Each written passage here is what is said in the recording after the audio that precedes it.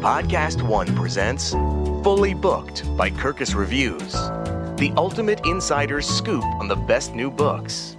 Every week, Kirkus brings you author interviews, recommendations from the bestseller lists, and insights into books that are not yet on your radar. Hi, I'm Megan Labrise, editor-at-large of Kirkus Reviews. Welcome to another episode of Fully Booked. Thank you so much for joining us. My guest today is Master of Suspense Lisa Unger, here to discuss her scintillating latest thriller, Served Him Right. Out today from Park Row Books. Breaking up isn't just hard to do, it can be fatal, Kirkus writes in a starred review of Served Him Right, saying sisterhood is powerful in surprising ways in this twisty, satisfying thriller. Lisa Unger is the New York Times and internationally best-selling author of 23 novels, with books published in 33 languages and millions of copies sold worldwide. She's been nominated for or won numerous awards. In 2019, she received 2 Edgar Award nominations in the same year, an honor held by a select few, including but not limited to Agatha Christie. And her short fiction has been anthologized in the Best American Mystery and Suspense. She is the current co-president of the International Thriller Writers Organization, and she lives on the west coast of Florida with her family. Here's a bit more from Kirkus's starred review of Served Him Right. The Blacksmith sisters have very different personalities. Perfectionist Vera and chaos agent Anna often clash. But they're bound by tragedy, having been orphaned after their mother was convicted of murdering their father, then died in prison herself. Vera and Anna were raised by their Aunt Agnes, a florist who also made traditional potions and teas for cramps, hot flashes, and other female ailments. She led the Cove, a group of similarly interested women, and hoped one of the sisters would eventually take over its leadership. But by the time the novel begins, Agnes is long gone, and Vera and Anna have moved on. The sisters' past comes back into play, though, when Vera hosts a brunch ex-orcism to celebrate Anna's breakup with her latest bad boyfriend, Paul Hayes. He owns a high-powered advertising firm and has a rumored tendency to sexually harass his employees, or worse. Amid the mimosas, a police detective arrives looking for Anna to let her know Paul's body has been found in a shallow grave in a remote park. It seems everyone who knew Paul had reason to want him dead. As the intricate links between the crimes becomes clear, Unger keeps the suspense in high gear, skillfully swinging among several vividly portrayed first-person narrators. After the break, Lisa Unger joins us to discuss Served Him Right. This message is brought to you by Darnell Reese and Deidre Wilson, authors of Blanket Party and Desert Storm. Reese was a bright student who was born to a single mother and longed for a better life. In 1989, Reese enlisted in the Army.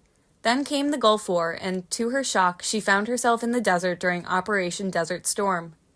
Due to an act of passion with a fellow soldier during the conflict, Reese became pregnant, complicating her struggles with Army life.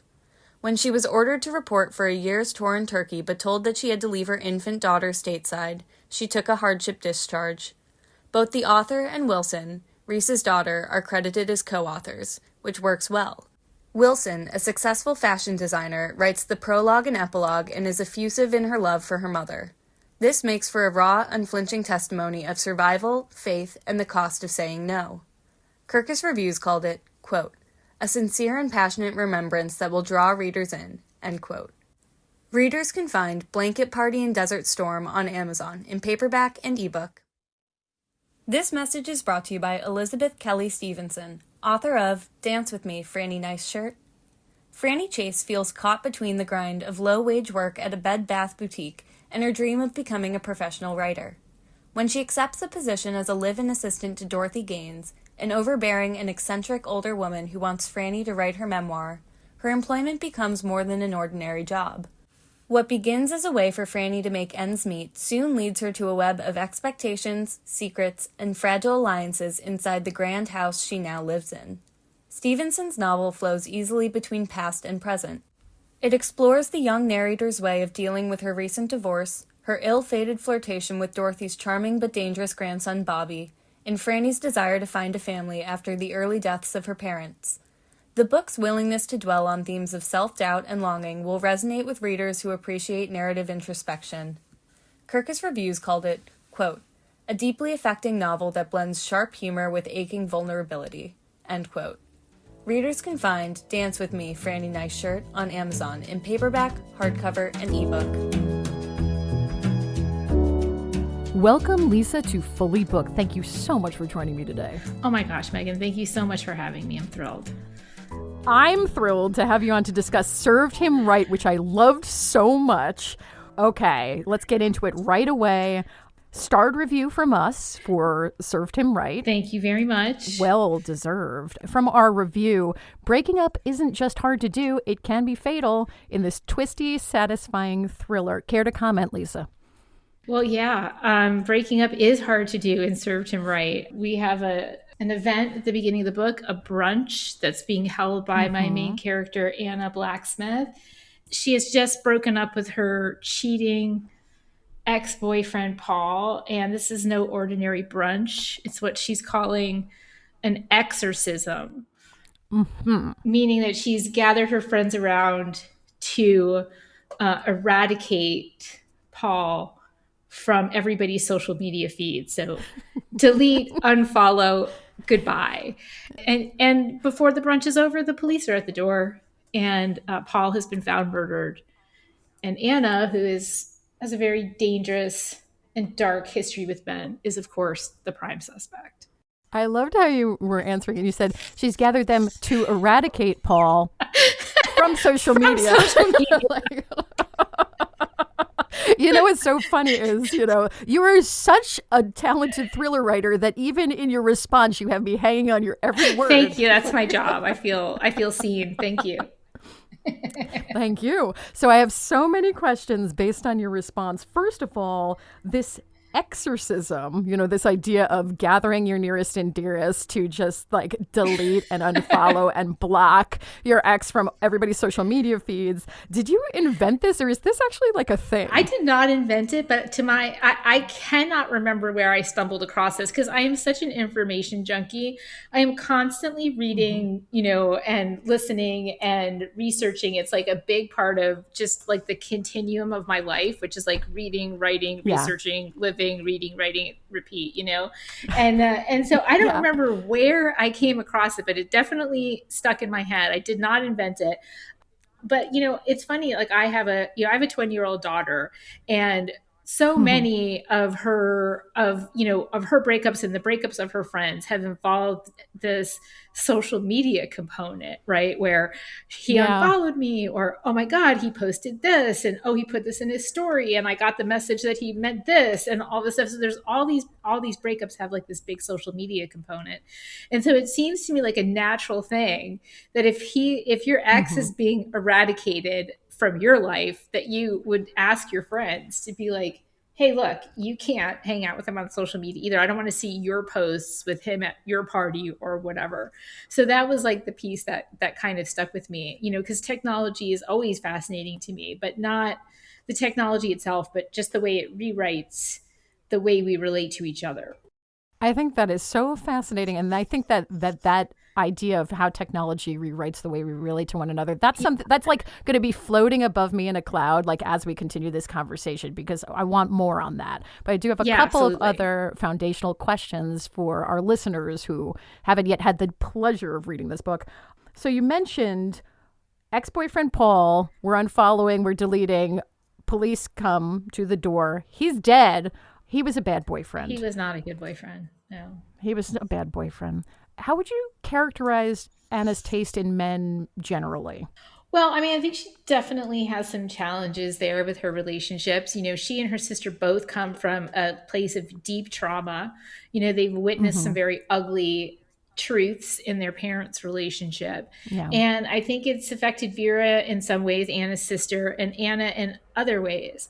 And I think that, in a lot of ways, Anna thinks that love is pain. Love is anger. Love is, is fighting. And so I think from her place of unhealed trauma, she's choosing men who sort of enable that vision of what love is for her.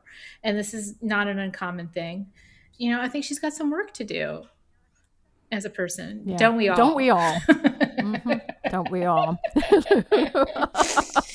The next thing I want to ask you is how would you characterize Anna and Vera's relationship at the beginning of this book, kind of dialing into the idea of, we know that together the sisters have gone through some trauma. They have seen some horrible things that have affected them greatly and differently. And at the beginning of the book, the Vera we're meeting kind of seems like pretty pulled together. Yeah. She's married to a rich, successful man. They have 2 children who are in school. That she is hosting a brunch. She's capable of hosting a fancy brunch. Yes. So but how would you say, what's their relationship like, their sister relationship? Yeah, I mean, it was one of the most interesting things about the book for me was their relationship. They have this bond that's not just formed in blood, but also in, trauma from their early life. Yeah. And they both have very powerful roles to play in their relationship. Vera is the one who, from the outside, seems the most put together. She has created a life, and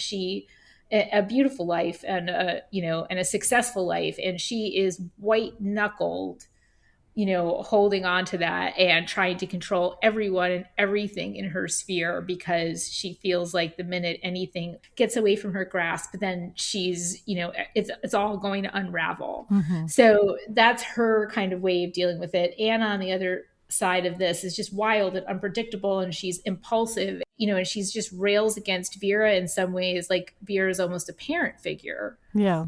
And Anna is like kind of the errant child, and they both are getting something from that. Anna gets a little bit of security knowing that her sister's kind of always in control, and Vera gets a little bit of a superiority complex, being like, oh my God, I have to corral her again. It's like a little bit of a, that kind of sibling push and pull, but underneath it is this fierce loyalty and devotion, where either one of them is capable of doing literally anything to protect the other. I love that you just said that, because speaking of wild and unpredictable, I just kind of have this malformed thought that maybe you could help me think through. And one of the compliments I would pay you is your characters are so fully realized. These are complex people. They have a lot going on. I feel like I know them. I feel like they could hop off the page. And it means a lot to me that you took that care. Like, it means a lot to me as your reader to get to spend time with these characters. And I wonder about your thinking of building a character, and also in a thriller and in a book, a narrative, we're expecting that there might be some twists and turns. Like, what does character have to do with potential plot twists? Like, if you're able to build a complex character, is there anything they can't do? For me, everything begins and ends with character. Right. All plot flows from character, and there's no thought process involved for me. It's not like I'm on the outside looking in thinking, I have to create a character that does this. I need a plot that has X and Y twists. Like, there is absolutely no strategy like that for me. Everything develops on the page, as it will later for my reader. And all plot flows from character. And if it doesn't, then, I feel like the twists would be inorganic. Right. It's kind of like when you get to know somebody in real life, like a person that you meet, right, who's not on the page. I'm sure there are those people, right? Like that I'm not in control of. Sure. So you meet somebody. I heard a rumor. So you meet a person and you notice a few things about them. What they're wearing, who they are, how they speak, whatever it happens to be. And then as you get to know that person better, you get to know all the layers of that person, what they're carrying with them from their childhood, what their flaws and strengths are, how these flaws and strengths affect their decision making, what they've drawn into their lives from their various thoughts, actions, behaviors, etc. Right? It's no different for me with character. So when somebody appears on the page, when Anna first kind of appeared on the page, all I knew about her really at that first moment that we see her is that she has a little bit of a problem. She has a wild streak that she can't control, that she has impulses that bring her into danger and cause her to do things that later she has to dial back. And so that's really what I knew about her when I got to know her. And Vera, all I knew about her was that she was white knuckled, clinging to everything that she had created. And so that's what I knew about them when I started writing about them. I had a sense of what the book was going to be. I had I had a collision of ideas. I, just start writing, and everything develops for me in the writing.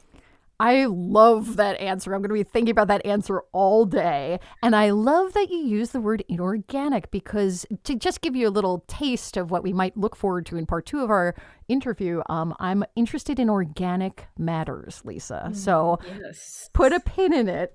Hold that thought. We'll be back with part 2 of our interview after the break. You're listening to Fully Booked by Kirkus Reviews.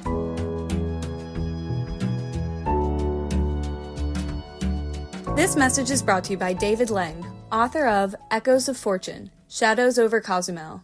In this thriller series entry, the main adventuring trio, historian Jack Sullivan, Smithsonian curator Emma Wilson, and former Navy SEAL Steve Johnson, dive into treacherous depths, both literal and historical, when they discover the Del Rio, a Confederate supply vessel rumored to have vanished off the Yucatan coast in 1865.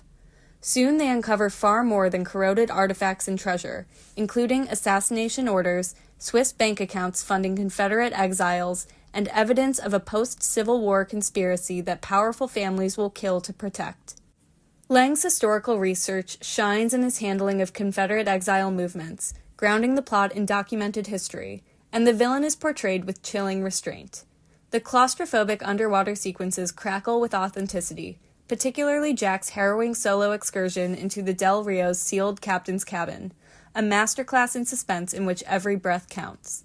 Shadows over Cozumel delivers nonstop action, historical intrigue, underwater danger, and a mystery that spans centuries. Kirkus Reviews called it, quote, a diverting adventure with historical depth, end quote. Readers can find Echoes of Fortune on Amazon in all formats. This message is brought to you by Mia K. Rose, author of From the Cold. As the daughter of the Comte de Gracie, 20-year-old Clary knows that her expected role in life is to marry a fellow noble and produce an heir. However, as a passionate practitioner of the impalement arts, Clary yearns to be like the blade maidens in the neighboring country of Swabia. When a man named Brahim comes to her father's estate with news of a demi-lich entering their domain, the opportunity to shake off her constraints presents itself. Demi-liches can only be killed by a specific type of blade thrown directly into one vulnerable spot. Clary, a highly skilled knife thrower, successfully convinces her ill father to allow her to go. She sets forth with Brahim and 6 guard from Gracie. Over the course of the novel, Rose weaves a compelling story that explores loyalty, duty, and love. The world building stands out, featuring well-developed magic systems and inspiration from global folklore. Kirkus Reviews called it, quote, a well-developed romance fantasy about determination, loyalty, and duty, end quote. Readers can find From the Cold on Amazon in ebook. This message is brought to you by Catherine Bennett, author of The Past Is Not at Rest. In the second installment of the author's Heartland to Hometown mystery series, the elderly Muriel Banks is found dead near Lewisburg Cemetery, the neglected black cemetery in Benford County, Missouri, that she had been attempting to preserve for historical purposes. Reporter Lenny Spencer agrees to help Muriel's grieving daughter get the Lewisburg Cemetery registered as a historic site to protect it from both rumored rezoning and the town's calculating mayor, Coralie Coleman. But tracing the path of Muriel's research takes Lenny and Elizabeth on a winding historical journey that reveals shocking truths, including a missing will from a relative of Thomas Jefferson.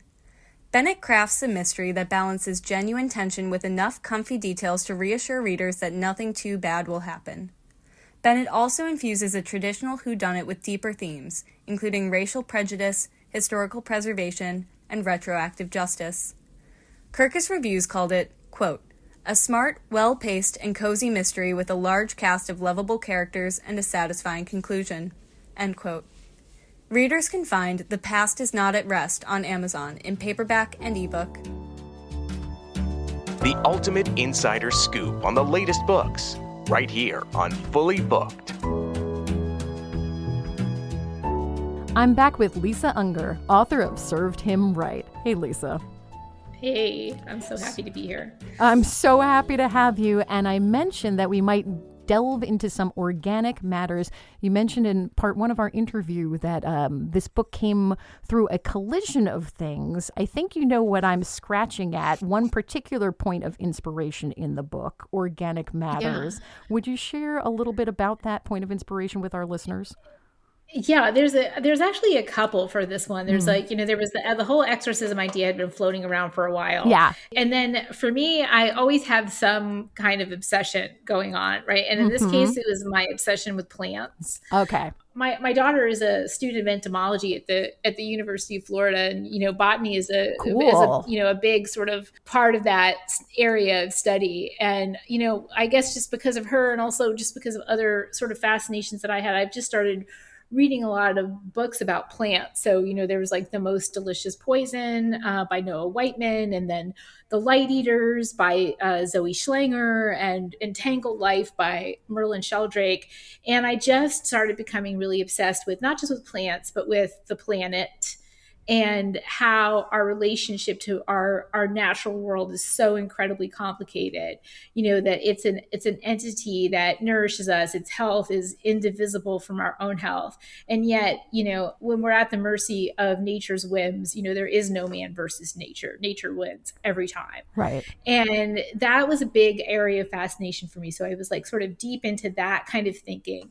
And then I came across a news story about a brunch across the world. Yeah. Where a bunch of people sat down to share a family meal, and two of those people got up, and they within 2 days were dead. And it got me to thinking, and it was not the first time, this is not the first time something like that had happened in her life. And so I got very fascinated with the idea of a woman's role in the kitchen, how she is intended to nurture, and that her knowledge of food and plants is meant to nourish her family.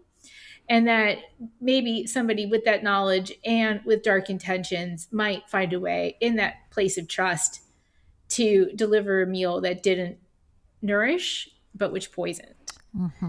And so it was the collision of those things. An author with an interest in the subject might be able to dish up served him right. Might be able to, yes. Okay.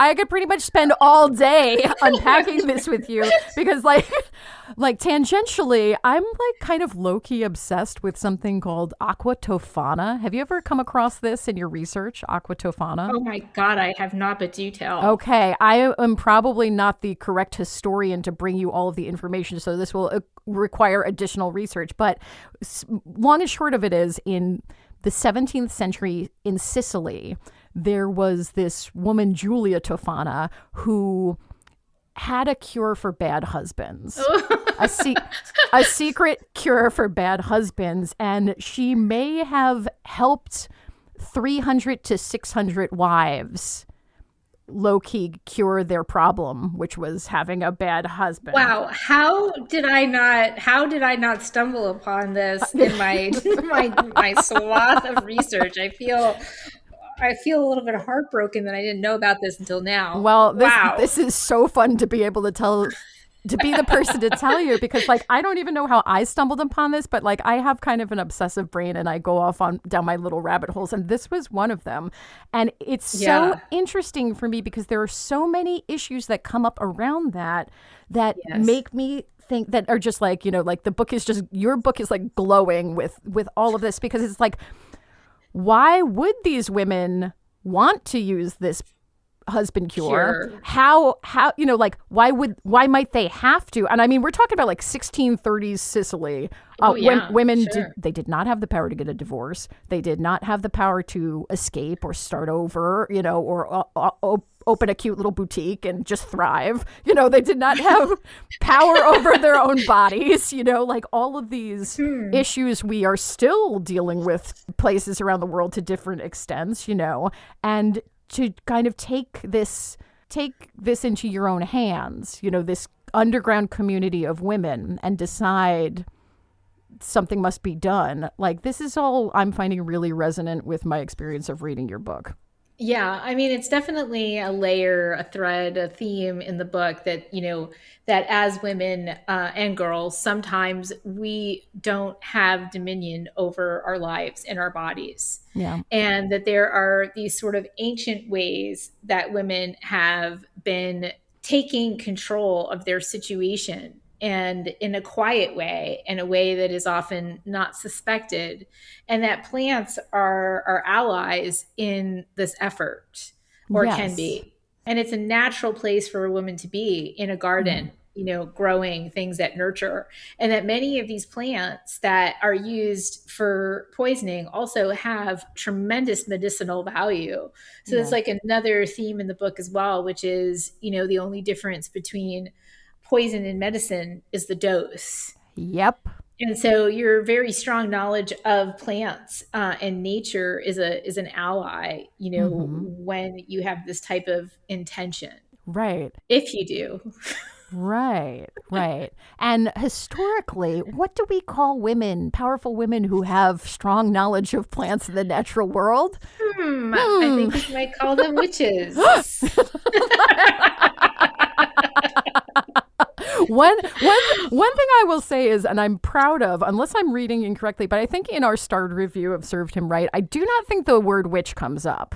I'm so glad, because it is not about that. And then it's almost always, what would come up when and this is just an interesting thing that I have noticed, is that whenever we're talking about powerful women, or women that have, maybe dark intentions, or they are taking control of themselves, or dominion over their body, or dominion over their lives.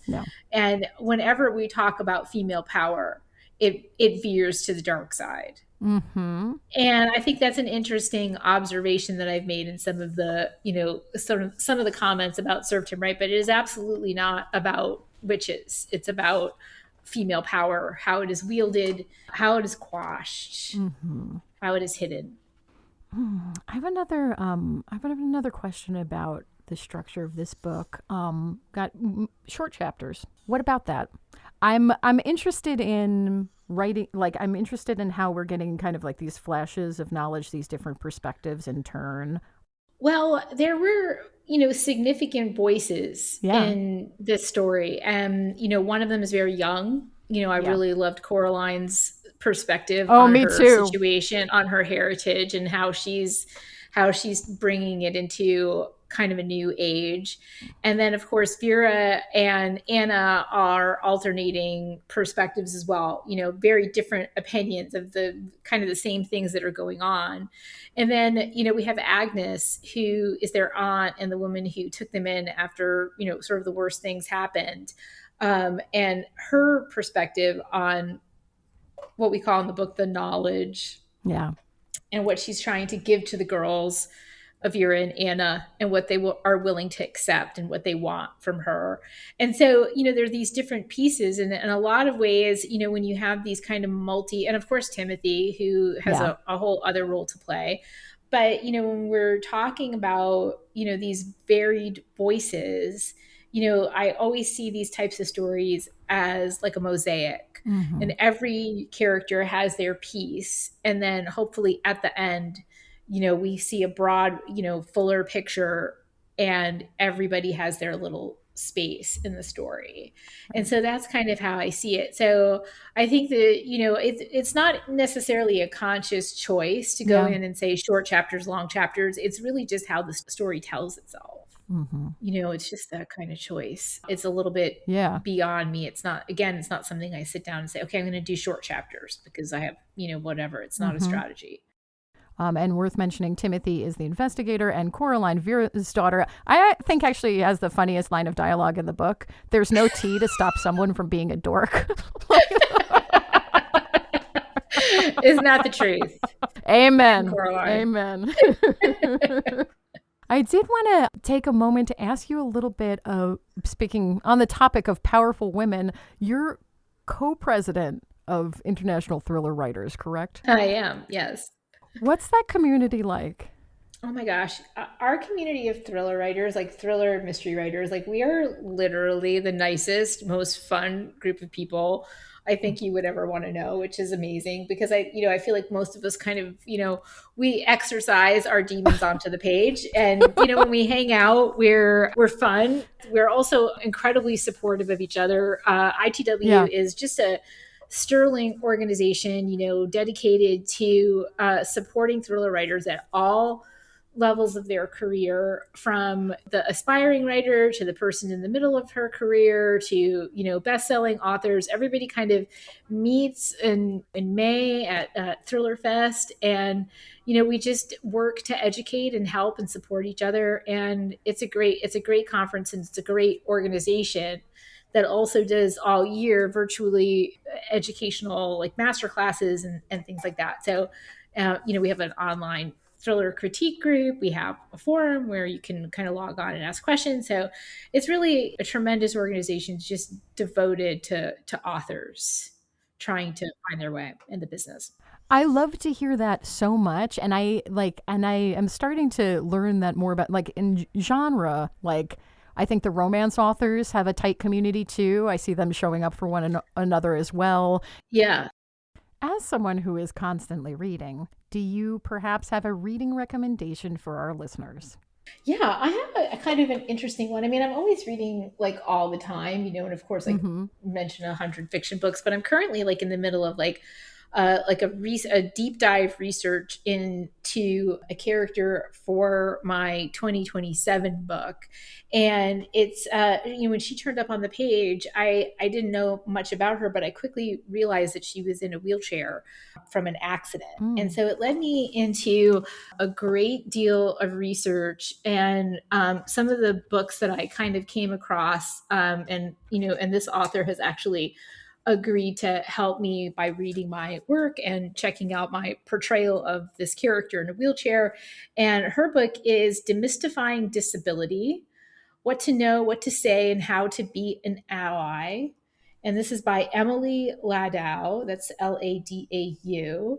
And it's just the most open-hearted, helpful, illuminating book about how to talk about disability.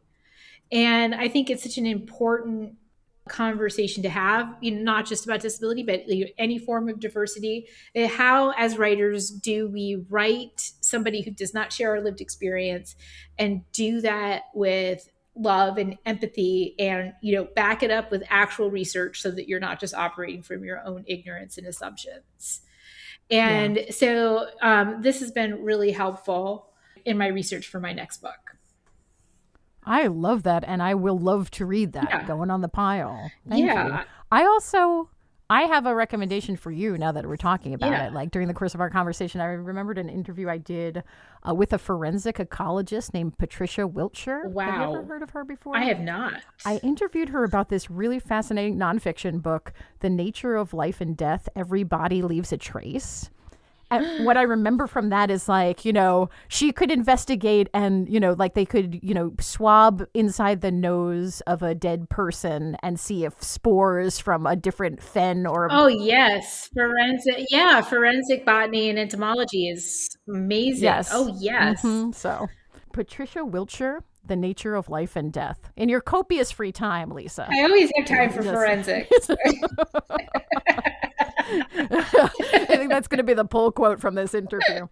Now, I see that we slid by our allotted time together, and I have such a good time speaking with you. I just thank you for your generosity with me, and I ask, is there anything else you'd like to let our listeners know about the book or any other stray thought at the end of our conversation together today?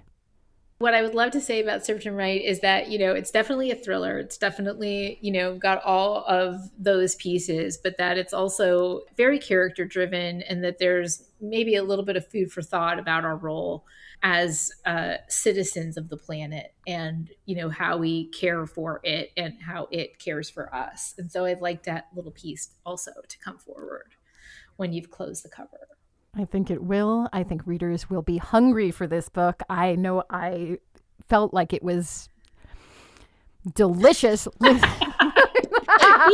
thank you. Lisa, thank you so much for joining me today on Fully Booked to discuss Served Him Right. What a treat. Oh my gosh, thank you, Megan. It was wonderful. That was Lisa Unger, author of Served Him Right, out now from Park Row Books.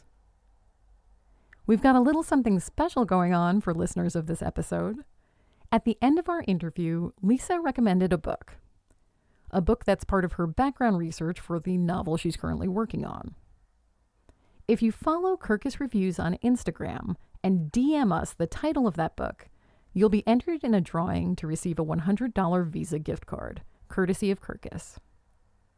Just follow Kirkus_reviews on Instagram, DM us the title of Lisa's recommendation, and you might win that $100 gift card. Well, that does it for another episode of Fully Booked. Thank you all so much for joining us. Please join us again next week for a special episode. It's our debuts episode in celebration of the forthcoming debuts issue of Kirkus Reviews. My guest will be first-time novelist Rebecca Lehman, here to discuss The Beheading Game, out March 24th from Crown. The Further Adventures of Anne Boleyn post-decapitation, Kirkus writes in a starred review, calling it brilliantly imagined, stylishly written, satisfyingly plotted, full of delicious surprises, all in all, hella fun. It doesn't get much better than that. You won't want to miss my conversation with Rebecca next week. And this Thursday, you won't want to miss Behind the Mic by Kirkus Reviews. On this popular podcast, formerly hosted by Audiophile Magazine, the subject is audiobooks. Every Thursday, Kirkus's reviewers and host Joe Reed discuss fascinating audiobooks and narrators. Find your next great listen on Behind the Mic. Follow Behind the Mic on Apple Podcasts, Spotify, Audible, or wherever you get your podcasts. Thanks for listening, book lovers. Until next week, you know what to do. Turn this thing off and go read a book. Thanks for listening to Fully Booked by Kirkus Reviews. Check out new episodes every Tuesday at podcastone.com, on the Podcast One app, or you can subscribe on iTunes.